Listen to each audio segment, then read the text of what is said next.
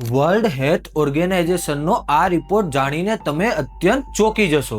દુનિયામાં 70% લોકોના બીમાર પડવા પાછળ માત્ર 2 જ કારણો જવાબદાર છે. કોઈ વાયરસ નહીં, પરંતુ એ કારણ છે તમારો ખોરાક અને તમારી લાઈફસ્ટાઈલ. સૌથી મોટો ખતરો તો એ છે કે આજે આપણા ઘરમાં જે ઘઉં કે પછી અનાજ આવે છે તે 30 વર્ષ પહેલા જેવું અત્યારે શુદ્ધ નથી રહ્યું. ઉત્પાદન વધારવા માટે આજકાલ ખેડૂત ખેતરમાં વધારે પડતું પેસ્ટિસાઇડ્સ તેમજ યુરિયાના ડબલ ટ્રિપલ ડોઝ નાખી રહ્યા છે. આપણે અનાજના નામે રોજ થાળીમાં ધીરે ધીરે કરીને ઝેર ખાઈ રહ્યા છીએ. પરંતુ સમસ્યા માત્ર અનાજ નથી.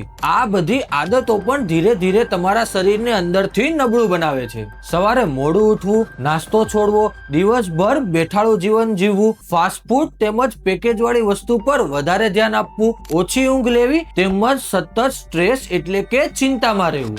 જો તમારે પણ હંમેશા યંગ તેમજ હેલ્ધી રહેવું હોય તો આજથી તમારી ખાવા પીવાની આદત તેમજ લાઈફસ્ટાઈલને સુધારો. પોસિબલ હોય તેટલો આ વિડીયોને શેર કરો.